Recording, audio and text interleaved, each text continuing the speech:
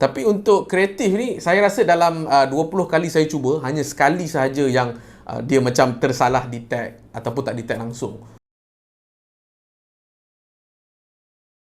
Selamat datang Cikgu Luan, Sapu Regel. Saya Rotan. Guys, saya rasa saya dah jumpa TWS yang memang betul-betul ngam dengan saya. Bukan sekadar itu, battery life dia antara yang paling lama yang saya pernah tengok. At the same time, dia ada noise cancelling. Yang ini adalah daripada pihak Creative Outlier Pro. Alright? Nampak macam produk harga dia 1000 lebih kan, semua kan. Tapi pada tangga harga lebih kurang 200 hingga 300 ringgit ini, tetapi dia punya feature pada saya, value dia pada tangga harga yang 1000 ringgit ke atas lah. That's how powerful the product is, okay? Battery life dia boleh go up to 60 jam, tetapi untuk on a single run, korang boleh run sehingga 15 jam on a get-go. Untuk put into perspective, saya punya headphone jogging saya, Plantronics Fit 6100, on a single charge, 20 jam sahaja. Ini up to 60 jam. Gila tak gila?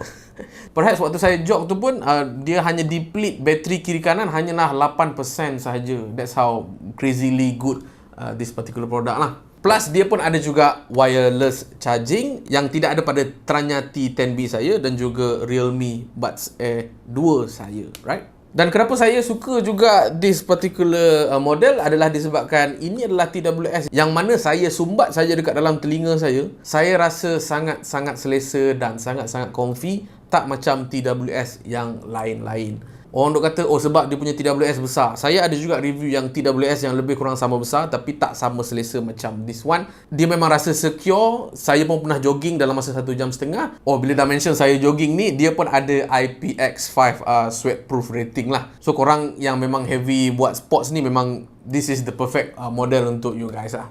Daripada segi noise cancelling, pada saya pernah try Sony WH ke WF 1000XM4 yang dikatakan sebagai the greatest noise cancelling untuk TWS lineup. Tapi setakat saya test, even the Sony pun tak berapa nak power sangat. So untuk this particular model, ianya more than enough untuk macam nak cancel noise engine kereta contoh, orang lalu lalang contoh. Tapi nak kata dia boleh cancel like bunyi-bunyi bising macam baby nangis ke yang kuat-kuat sangat, model ni masih lagi tak mampu nak tampung lah. Dan satu feature menarik pada saya, dia punya apps kreatif. Ni saya dah pair kan Creative Outlier dekat sini, korang boleh nampak.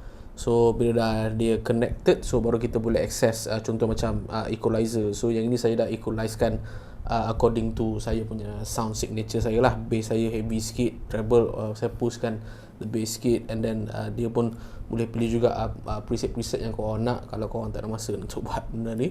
At the same time, korang boleh control korang punya noise control pun dekat sini. Korang nak minimum ke, korang nak maksimum ke, termasuk juga dengan ambient mode dalam ni. Kalau kita tengok kat bahagian setting pula, first things first, saya dah update saya punya firmware version dekat sini.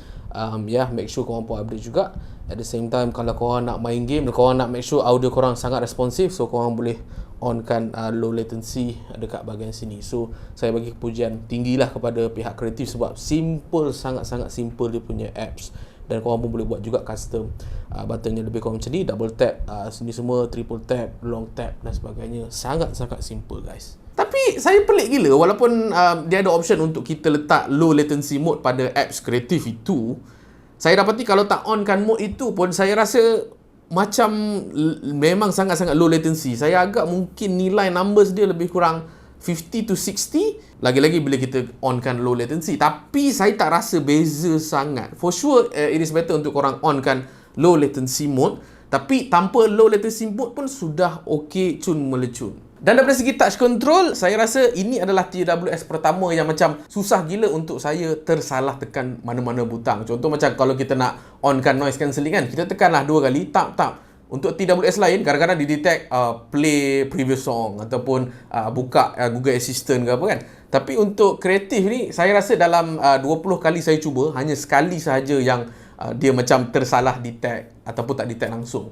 Sebab saya rasa macam dia punya permukaan dia very flat. So kita tahu tau, tanpa kita tengok, kita tekan dan kita boleh rasa yang macam oh, kita memang dah tekan 2 kali untuk activate noise cancelling ataupun ambient sound tu lah. Dan saya suka gila daripada segi volume dia. Contoh macam nak rendahkan volume, kita just hold lama-lama, nanti dia akan rendahkan sendiri. Kalau nak naikkan, hold lama-lama dekat bahagian kanan, nanti dia akan naikkan secara gradually. Kalau macam TWS lain, kita macam let's say lah, kalau kita tekan 2 kali, nanti dia akan rendahkan sikit, kena tekan 2 kali, rendahkan sikit.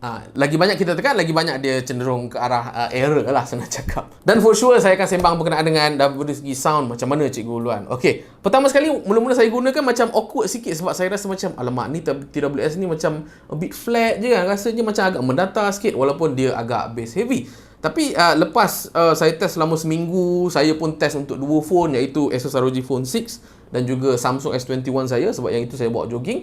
Saya dapati setiap kali saya buat orang kata apa, sound enhancement, contoh macam saya tune balik equalizer, saya tune balik pada Samsung punya Dolby punya setting tu semua kan, saya tune, akhirnya saya dapat juga. Sebab korang kena ingat apps kreatif tu pun ada dia punya equalizer juga, walaupun maybe dia macam leceh sikit nak kita tunekan tu semua. Tapi sebagai seorang yang memang setiap kali beli headphone ke, beli TWS ke, ada speaker ke, yang jenis macam suka tune equalizer, yang jenis memang nak sangat custom sound according to kita punya telinga, saya rasa produk ni memang super perfect lah pada saya. Dia punya soundstage saya rasa macam dia tak adalah wide sangat, tapi dia macam mencukupi. Saya boleh katakan soundstage dia macam korang tengah dengar lagu konsert kot, tapi korang duduk bukan dekat betul-betul tengah, tapi korang macam duduk kat area kiri-kiri sikit. So korang takkan dapat rasa macam the full surround, tapi ianya mencukupi. Tak macam TWS yang lain, mungkin sometimes soundstage dia terlalu luas sangat pun problem jugalah pada saya.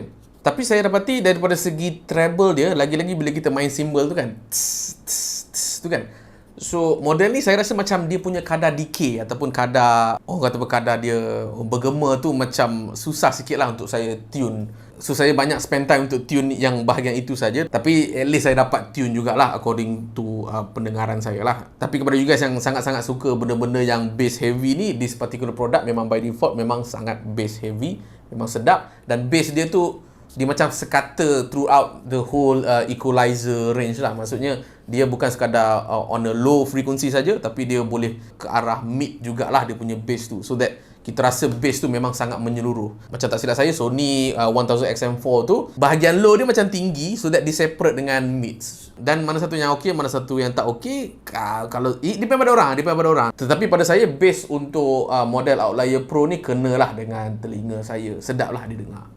Ada jugalah sound enhancement yang dinamakan sebagai Super X5 Ready ni. Masalahnya hanya boleh di-enable untuk local music saja. Maksudnya kalau macam korang ada download music ke apa masuk dalam smartphone, barulah benda tu boleh deactivate kan. Tetapi masalahnya korang kena download separate app, which is sangat-sangat annoying. Dan saya pun tak test langsung feature ini sebab pada saya zaman sekarang zaman streaming kot. Orang guna Spotify, orang play Apple Music, orang play YouTube Music tu semua kan. So saya harap pihak kreatif masukkan teknologi ini untuk integratekan sekali streaming music ni lah. Sebab siapa je dengar MP3 secara lokal dalam smartphone kan. Sebab saya last kali buat benda macam tu like 10-12 tahun lepas aku. Ya. Okey, ini rakaman menggunakan kreatif Outlier Pro punya mic lah. So korang boleh dengar ada bunyi kipas sikit dekat depan saya ni, tapi saya jauhkan sikit daripada bunyi kipas. So guys, overall ini adalah TWS yang saya akan guna on the long run, dan saya memang puas hati gila daripada segi sound dia, daripada segi feature dia. Dan just untuk saya mentionkan, Kreatif ini adalah brand yang memang dah bertapak dalam dunia ni dah lama gila, puluh-puluh tahun. Saya kenal pihak Kreatif ni pun sebab mereka buat sound card dulu lebih kurang tahun 1990-an sampailah ke awal 2000-an. Dan bila zaman moden ni dia come up dengan TWS, mungkin produk ini adalah beberapa quirks dia tu semua, tapi saya harap untuk next model boleh perbaiki dia punya sound, boleh perbaiki macam-macam features lagi. Sebab for me this product pun dah cukup baik, dan saya sangat berpuas hati in terms of features, in terms of penawaran harga dan sebagainya. So kalau macam korang nak beli dan nak tahu maklumat lanjut, saya lekatkan link pembelian tu semua dekat dalam ruangan description video ini. Itu saja daripada saya. Apa lagi guys nak tahu berkenaan dengan video editing dan video shooting tu semua, korang boleh roger dalam ruang komen di bawah supaya saya boleh buat video upon request you guys. Itu saja daripada saya. Saya Cikgu Luan, saya Bergil, saya Hutan.